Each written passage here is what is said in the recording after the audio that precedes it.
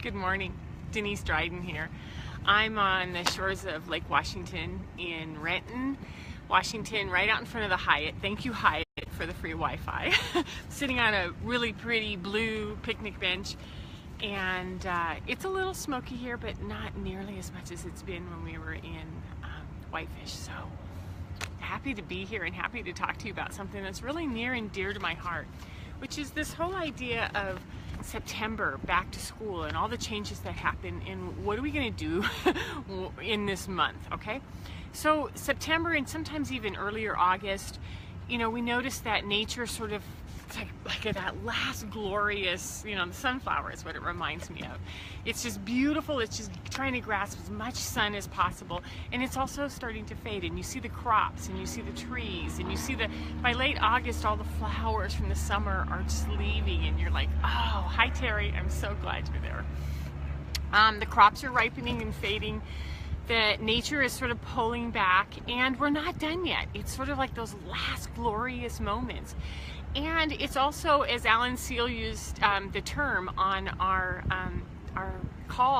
graduate call last week, it's a period of slowing down. It's a slowing down time.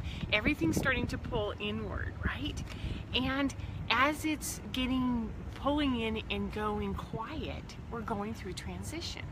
And that makes sense. And it's also this incredible speeding up time. It's like, oh my God, back to school. I've been slacking off all summer. It's time to get back into some sort of regime, some sort of schedule.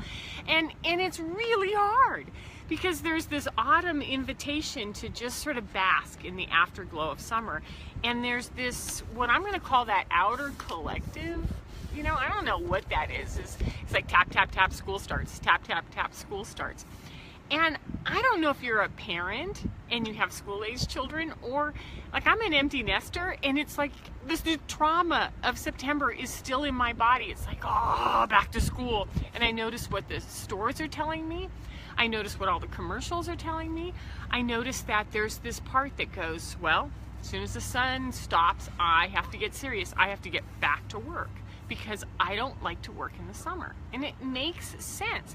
So, you can either be going through it as a parent, or you can remember all of that structure, all of that intensity that happened in September. It's still going to trigger you. So September feels like it's a time to refocus. It feels like it's a time to reschedule or to return to schedule. And like I said earlier, it's that tap, tap, tap, time to get serious again, dude. You're just not working the way you used to. And I was like, yeah, but I don't really want to yet. So what happens when we speed up and we push, right? So all of a sudden we have this artificial school start pressure, or the September, and what I want to do is walk through it from the perspective of a child. And now, if you don't have a child in school, sort of go to what is it that you remember? What is it that you do in September? So just keep transforming it into what makes sense to you.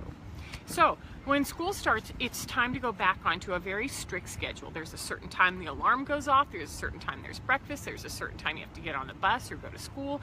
There's a certain time school gets out. There's certain activities after school. It's like, oh my goodness.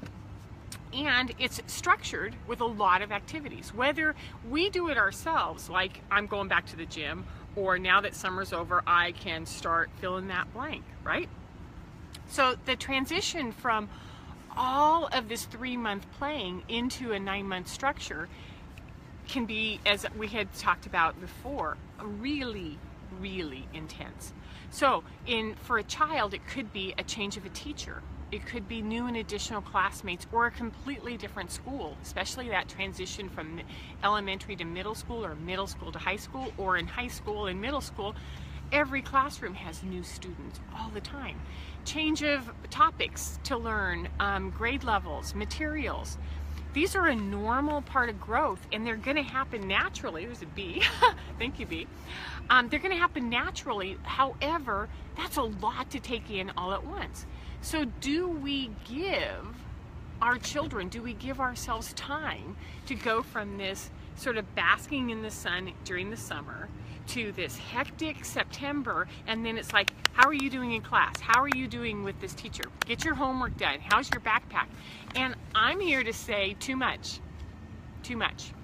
It's way too hard for anybody, an adult to put that much pressure on themselves or an adult to put that much pressure on a child. Too much. So do we give that child who's starting school time to integrate and adapt? Do we back off on things and go, so like, wow, what was it like to get up early? What was it like to get back into the swing of school? What was it, what are you noticing in the classroom with your teacher? What do you like about the kids in your class? What are your challenges? And not from a that super parent grilling, like, I need to know, I need to know. It's more that it's our intensity and we want to know and we want to make sure it's okay. And because there's so many things coming in at once, we feel the responsibility to manage it all. And when we're managing it, you know, we're not really helping them. We're not helping them integrate. We're not helping them notice. We're not helping them feel.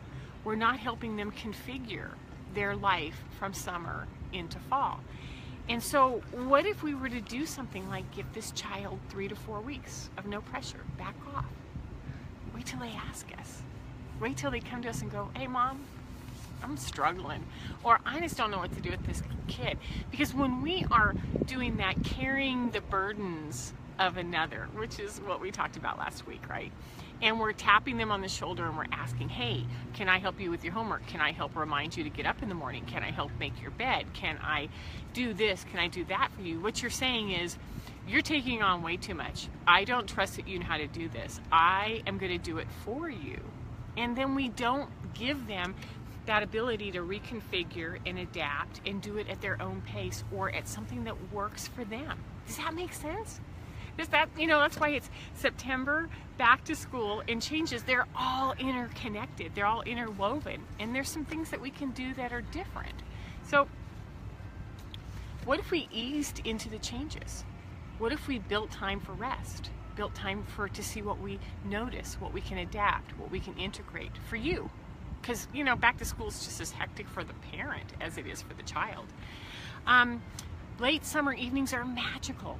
Make sure that, you know, it's kind of like, hey, if you need to do anything, why don't you do it before dinner, because we want to do a campfire tonight. And we want to enjoy the end of the summer together. And we want to keep holding on to summer just a little bit longer. Play. You know, like, give yourself an opportunity not to go, woohoo, kids are out of school, now time to go get my wine and go, you know, hang out with my girlfriends. But no, what I'm saying is, you know, take time to go play with your kids. Let your kids play. Let them have some summer evenings, because they've got 9 months ahead of them, especially if you live in Whitefish, Montana, of snow and ice and cold.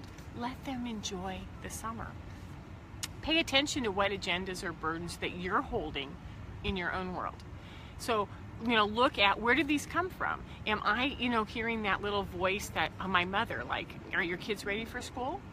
You know, do you have all their backpacks in order? Do you have their school supplies? Do you, are you going to make their lunches, or do they have a lunch program? And it's like, too much. Or is it a marketing voice that you're hearing all the time? Every time you turn on the news or the radio or the television, there's a commercial from Target or Walmart or somebody, or Gap, or somebody telling you what your kids need to do to get ready for school. Are you feeling the pressure and following that? Does that work for you? Is there something else that you can do? Does it work for your child? If it doesn't work for you or your child, what can you do that's different? So what I'm saying is, there's that super uber parent, you know, energy. I think we're all really highly educated.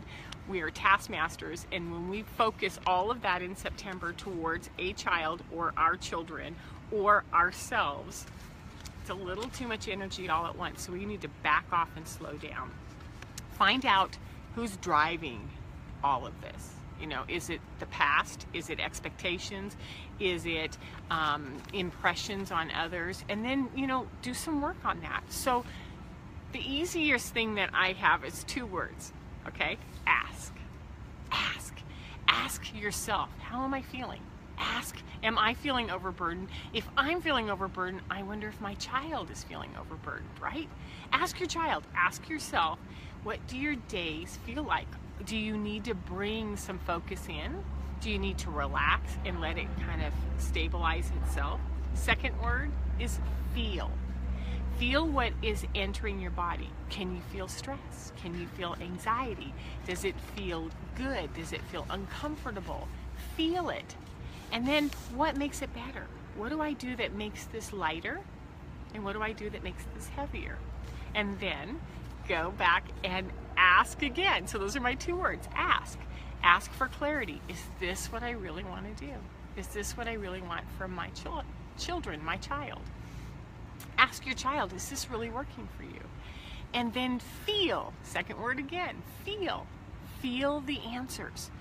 Really bring them in and go, you know what? Every part of this isn't working for us as a family, for me as a human being, or for my child. And it's time to make some subtle, maybe not so subtle, changes. When we notice what we're doing and we ask for clarity, we're creating a world that works for us, right? It's our world. Make it the way you want it. So this is the kind of stuff I do in my coaching. I take that parent who's, taking care of themselves and then also managing through back to school stuff. And it's like, sometimes it's overwhelming. And sometimes we don't know how to ask and we don't know how to feel. So if this is something that you're curious about, ask me. Ask me to have a cup of tea with you over the phone and we'll talk about this. You can find me on Denise Dryden Coaching, and have a fabulous rest of September. And get out there and enjoy that lingering summer before the rain and snow comes. Take care. Bye-bye.